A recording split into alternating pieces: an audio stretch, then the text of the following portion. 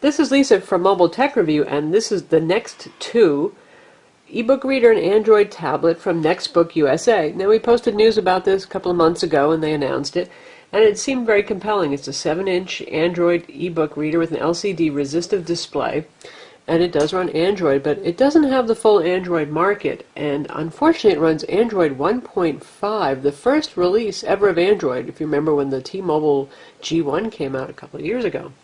As you can see from looking at it, this isn't a vanilla basic Android tablet interface here. It's very customized the way ebook readers tend to be, and though they call it both a tablet and an ebook reader, it really is customized more towards being an ebook reader.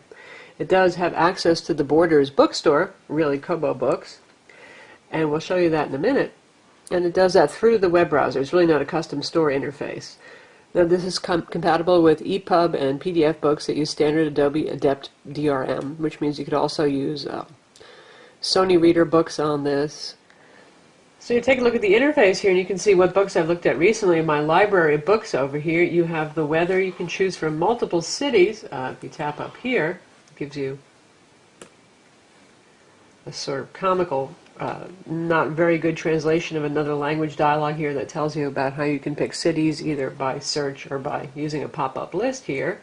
It says select the city you need, the name. Then click the Customize Finish button to instantly view a good interface customization. Ouch.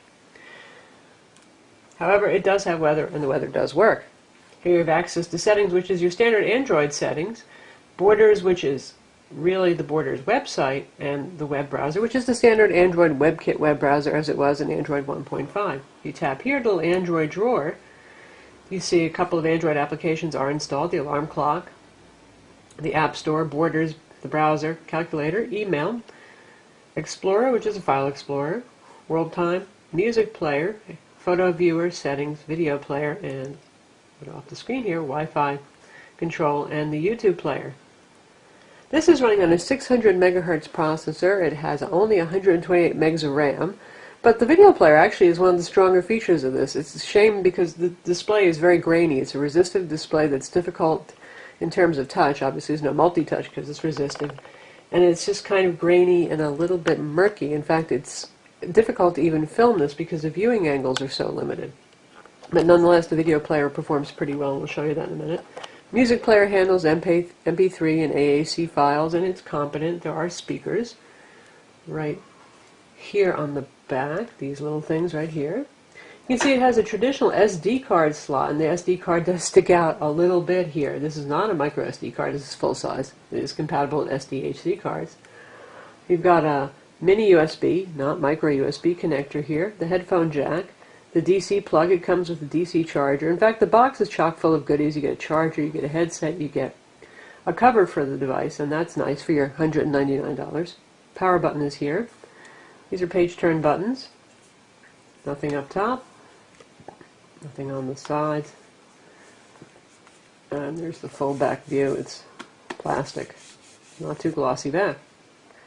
Alright, let's look at this as an ebook reader first, and we'll just take a look at a book. This is one of the classics that it comes preloaded with. You get 25. See, the touchscreen is sometimes a little unresponsive, and other times the device is just a bit slow. It says, it is opening.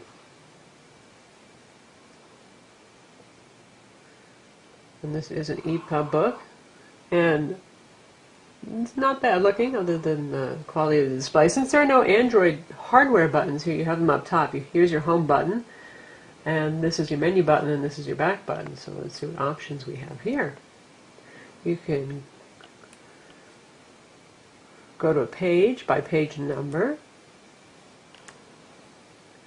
You can change your font size. You can manipulate bookmarks, look at the table of contents if one exists, and get book information. For font sizes, we have a choice of small, medium, large, extra large, and XXL. Right now we're on medium, which is quite readable. Let's change that to large. See how that looks. And it's working on re-rendering that. There it is. Hardware page turn buttons here with a cute little page turn graphic that's a bit sluggish. If you want to compare that to something like the Nook, color will do that right now. So here's a comparison of the Barnes & Noble Nook Color on the right and the Next2 on the left, and you can see the difference in display quality. And if you look at the page turn speed here, it is pretty much instant. Granted, you don't get the cute little page flip animation going on there, but I take the speed any day. Now, Nook Color has a 1024 by 600 pixel capacitive multi-touch display, while the Next2 has an 800 by 480 resistive display. 800 by 480 is the same resolution as Android high-end smartphones. Now I'll take a look at the Samsung Galaxy Tab in comparison. And now we have the Samsung Galaxy Tab on the right. This happens to be the Sprint version, but they all have the same display. 7-inch, 1024 by 600 like the Nook Color, capacitive multi-touch display, and the Next2 on this side. As you can see, the page turns here. This is the Nook app. You do get a little bit of a graphical animation there. It's just fine. Obviously, the Galaxy Tab costs a lot more. This is $600 retail on average versus $200 for the Next2. Though you can get the Galaxy Tab cheaper with a contract. Now let's take a look at the web browser. This is the Android WebKit-based web browser. Right now we're in the Borders eBook store. If you click on the Borders link, it really takes you to Kobo Books, and it takes you to their iPad optimized website. So this is what you see when you click on the Borders icon. Now, interestingly, it won't actually let you go to the Borders webpage until you register an Adobe ID if you don't have one already, and that's what's used for Adobe DRM EPUB books. So you can't even go and browse until you've created or entered your ID. So you can see here they have popular categories.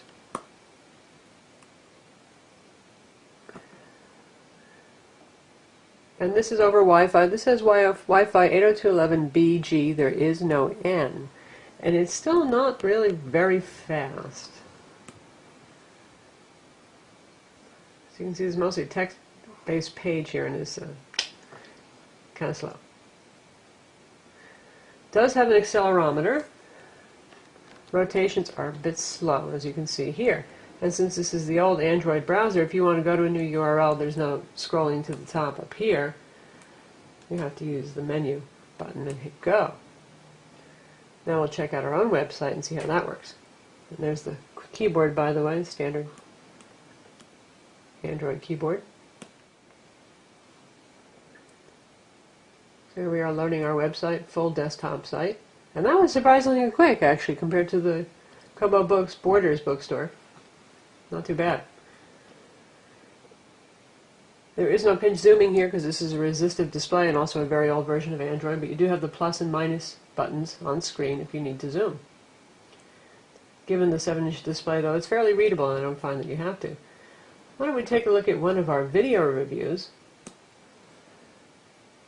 Because Next says that this actually has a flash player. Let's see if that's true.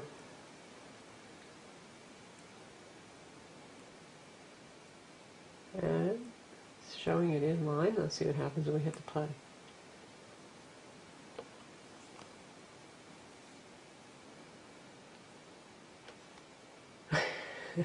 Well, the YouTube player crashed, but it was going to the mobile YouTube player and not the full flash video, so it doesn't look to me like we've got any kind of full flash here. Unfortunately, that did kill it. Let's try going through the dedicated player instead for flash and see what we can get. Here's a YouTube app coming up.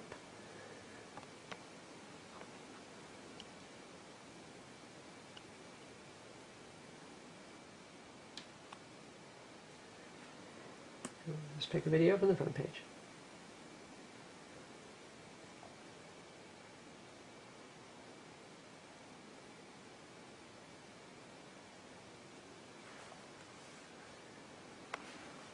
And it plays in landscape mode. You are now watching the shades on fly. Just sit back, relax, and follow. Small since it's the mobile one, but we can stretch the full screen. There is no high quality option here.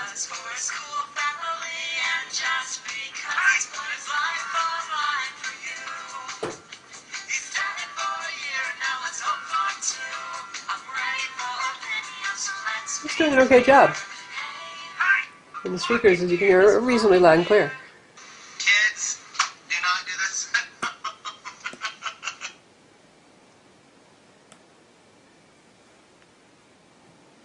Next, we'll take a look at the video player for locally stored video content. Now, they claim a lot of file formats support MPEG-4.mov, DivX, and Real Player. And in fact, their own sample video here is in Real Player format. It works just fine. We're going to try an MP4, H.264, a pretty common encoding of our own that's quite high bitrate.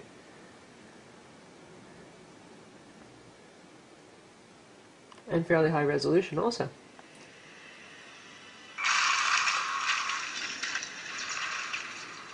And we'll scroll ahead to a little bit more of a colorful part.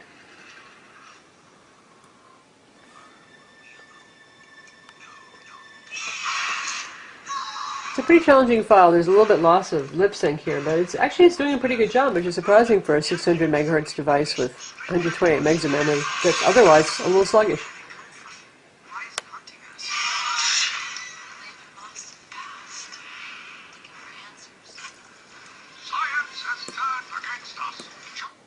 So surprisingly, one of the stronger features is the video player.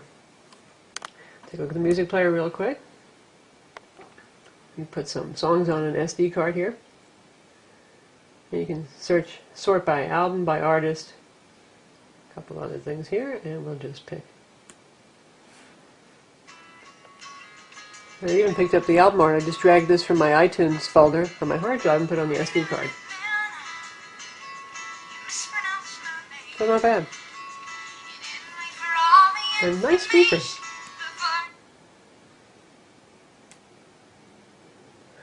So this does not have access to the Android market. As you can see, you don't have the full suite of Google applications on board. You do have email, but you don't have some of the other Google apps on board. This means that this is not the best substitute for those of you looking for a budget Android tablet and you don't want to shell out money for the Galaxy Tab. In fact, I would recommend the Huawei S7 even over this if you're looking for something that is just going to be an Android tablet. Certainly, if you're looking for something that's an ebook reader, then the color for only $50 more gives you a lot more in terms of display quality and resolution, responsiveness, not to mention easy customer support by going to any Barnes & Noble store.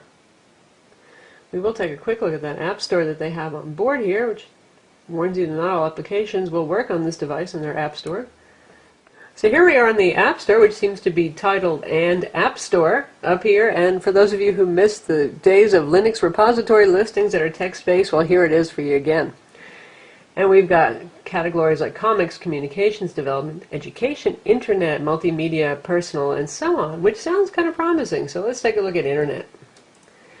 And we have browser tools, browsers, e-commerce, FTP clients, peer-to-peer. We're going to look at browsers. Maybe there's Dolphin HD here. Guess not. There's something called Fave Sites, Find Comments, Online Video, and Teletext Lite. Not exactly something that's comparable to what you see on the Android market. Let's take a look at multimedia, see if that does better. Audio file players, multimedia creation tools, music composers, and audio encoders, decoders. Well, there's no... There we go. Video tools. Maybe that'll have something interesting. FreeTube, Pornhub, and PR Droid. Well, again, this is no substitute for a vanilla affordable Android tablet that has access to the Android market. That does tend to require a more expensive product, though, because one of Google's requirements is generally having a 3G radio, for example, which this does not. Again, it just has Wi-Fi BG. So that's the Next2 from Nextbook USA. It's a 7-inch LCD resistive screen ebook reader and something of an Android tablet. Visit Mobile Tech Review to read the full review.